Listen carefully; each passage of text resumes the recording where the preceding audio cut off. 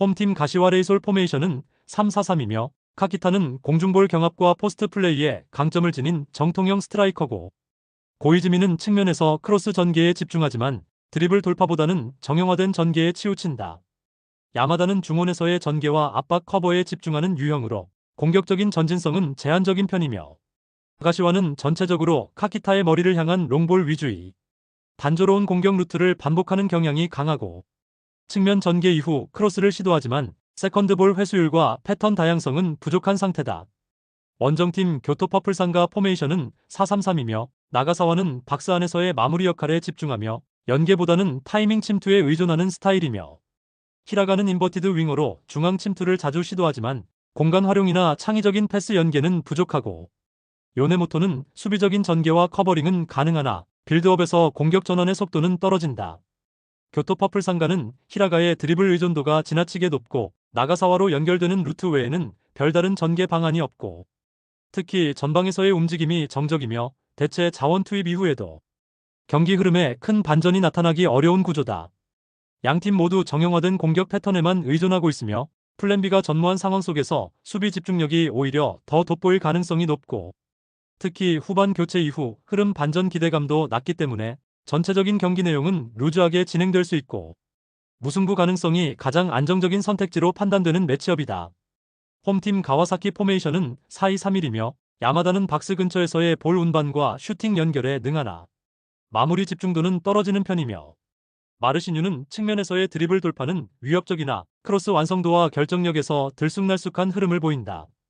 야마모토는 중원에서 수비 커버와 템포 조절에는 강점을 지니지만 전방 침투 연결은 제한적인 구조고,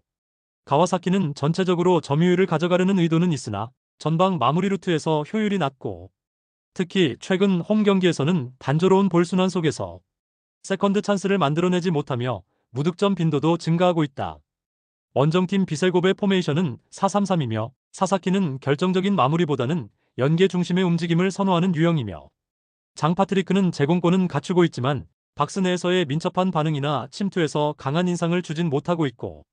미야시로는 활동량은 우수하나 중거리 슈팅 외에는 위협적인 루트를 보여주지 못하고 있으며 최근엔 침투 후 마무리에서 한계가 드러나고 있고, 비셀고베는 수비 밸런스를 우선시하는 전술 구조를 유지하고 있으며 전방에서 무리하게 라인을 올리지 않는 운영이 반복되고 있고, 최근 원정 경기에서는 대부분 낮은 템포의 경기 흐름을 가져가며 전후반 실점 득점 모두 제한적인 전개가 특징이다.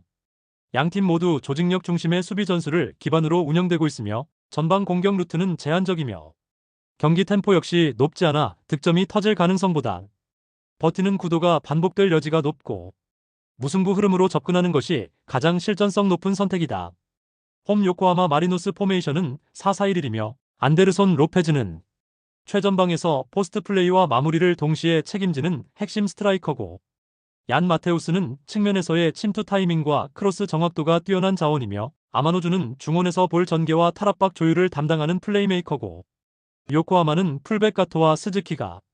측면에서 안쪽으로 좁혀 들어오는 인버티드 형태로 움직이며 중원 수적 우위를 통해 상대 진영을 압박하고 박스 근처에서의 볼 소유 빈도를 높이는 전술을 구사한다. 이러한 구조적 강점 덕분에 측면과 중앙을 자유롭게 넘나드는 공격 전개가 반복되며 상대 수비가 따라가기 어려운 타이밍과 패턴으로 파이널 서드 진입에 성공하고 있다. 원정팀 오카야마 포메이션은 3-4-3이며 이치미는 제공권보다는 뒷공간 침투에 강점을 지닌 전방 자원이며, 아타루는 최근까지 울산에서 활약하던 빠른 윙어 유형으로 역습 상황에서 직선적인 돌파가 특징이며,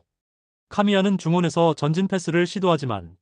수비 전환에서의 기동성과 위치 선정에는 다소 불안 요소가 존재한다. 오카야마는 3백 전술을 활용하며 수비 숫자 확보에는 집중하고 있으나 중원에서의 압박 강도와 1대1 수적 대결에서는 잦은 밀림 현상을 보이고 있고, 특히 측면 공간을 커버할 수 있는 윙백들의 수비 가담 타이밍이 늦어지는 문제가 자주 발생하고 있으며 경기 후반으로 갈수록 압박 타이밍이 무너지며 최종 수비 라인이 박스 앞까지 급격히 내려앉는 경향이 두드러진다. 요코하마는 중원 수적 우위를 중심으로 경기 템포를 주도하며 다양한 공격 루트를 창출하고 있고, 오카야마는 구조적으로 수비 전환 타이밍과 측면 커버에서 밀리는 흐름이 반복되고 있고, 결국 전술적 일관성과 압박 해제 능력에서 앞서는 요코하마가 경기를 지배할 가능성이 높다. 홈 나고야 포메이션은 4-2-3-1이며 야마다는 침투와 연계에서 중심 역할을 수행하는 공격형 미드필더고,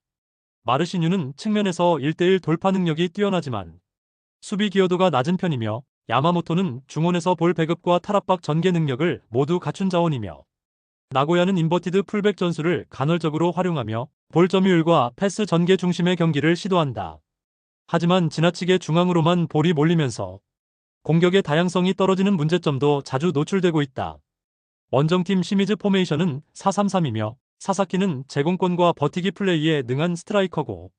장파트리크는 좌측면에서 드리블과 연계에서 강점을 보이며, 미야시로는 이선과 전방 사이에서 유연하게 움직이며 템포 조절에 관여하는 자원이며, 시미즈 역시 인버티드 풀백 전략을 활용해 중앙 숫자를 늘리고자 하며 중원에서의 패스 전환과 압박 해제에 초점을 둔 전술 운영을 선호한다. 다만 전방에서의 마무리 능력과 박스 근처에서의 날카로움은 제한적이다. 양팀 모두 전술적으로 중앙에 밀집하는 형태를 보이며 측면 공간 활용과 속도감 있는 공격이 거의 없을 것으로 전망된다. 결국 득점 없이 루즈한 흐름 속에서 전후반 90분이 지나갈 가능성이 높은 경기고, 수비 라인 뒤 공간 침투보다 중원에서의 패스 순환에 더 많은 시간이 소비될 가능성이 높고, 공격 템포가 올라가기 어려운 구조인 만큼 후반 교체 카드 이후에도 전세 반전은 쉽지 않다. 홈 강원 포메이션은 4-4-2이며 가브리엘은 좌측 공격 라인에서 빠른 돌파와 하프 스페이스 침투 능력을 갖춘 자원이며, 김경민은 중원에서의 활동량과 압박 대응에 강점을 보이며, 김동현은 전개와 볼 운반에 안정적인 리듬을 제공한다. 감독 교체 이후 김병수 체제에서 새로운 전술 이식이 시작된 시점이나 정경호 감독은 이전부터 팀에 깊이 관여하며 전술 기조를 유지해온 만큼 전환 과정의 충격은 제한적이며, 특히 홈에서는 포백과 윙포워드 조합이 살아나면서 측면 활용 빈도가 높아지고 있으며 하프 스페이스 침투 시도도 더욱 다양해지고 있다. 원정팀 대구 포메이션은 3-4-3이며 에드가는 제공권과 연계 플레이에서 강점을 가지지만 활동량과 침투 패턴에서는 제한이 있는 편이며, 김주공은 볼 운반보다는 박스 안에서의 마무리에 집중하는 유형이고, 라마스는 좌우 전환과 킥력이 우수하나 수비 전환 속도가 아쉬운 자원이며, 3백 기반 전술을 유지하며 윙백을 이용한 측면 전개를 시도하고 있으나 측면 커버 인원 자체가 한 명씩밖에 없는 구조는 공수 양면에서 부담 요소로 작용하고 있고, 특히 원정에서는 수비 간격 유지가 무너지는 장면이 많고 후반 체력 저하 시 윙백 뒷공간 노출이 심화되는 패턴이 반복되고 있다. 강원은 측면에서의 구조적 우위와 전술 응집력이 맞물려 이번 경기에서 실질적인 주도권을 가져올 가능성이 높고, 대구는 3백 시스템 내 윙백 수비 부담과 중원 커버 부족이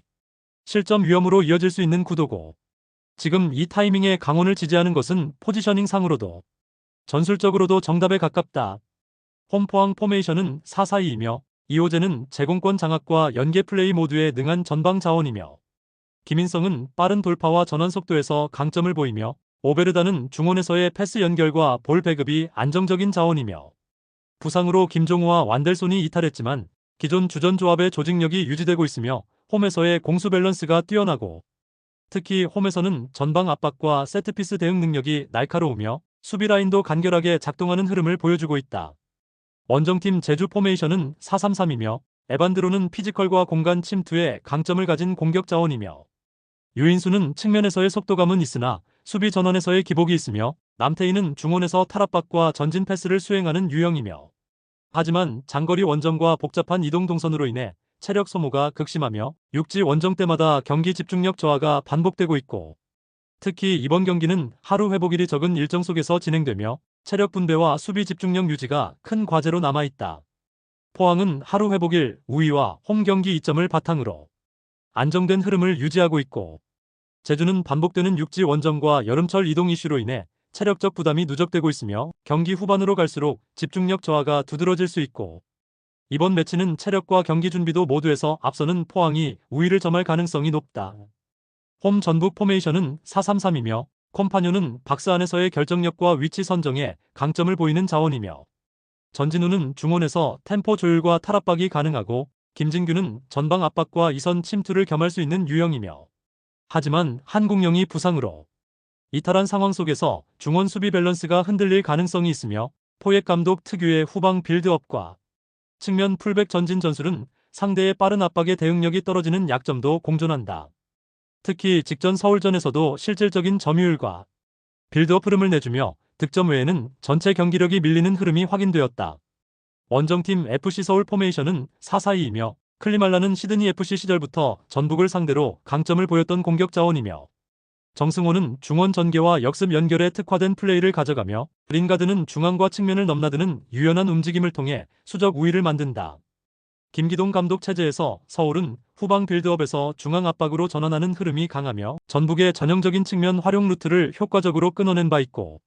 게다가 기성용의 복귀 가능성까지 겹치게 된다면 중원 운영 안정성과 후반전 조율 능력에서 서울 쪽이 확실히 유리한 구도로 흘러갈 수 있고, 직전 맞대결에서 내용에서 앞섰음에도 결정력에서 밀려 패배했던 전례를 복귀한다면 이번 경기는 흐름이 반대로 전개될 여지가 충분하다.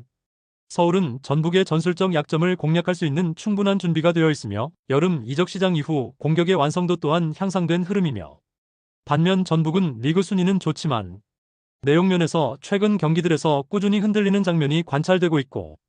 지금은 전북의 연승 흐름을 끊고 서울이 반전을 만들 수 있는 시점이다.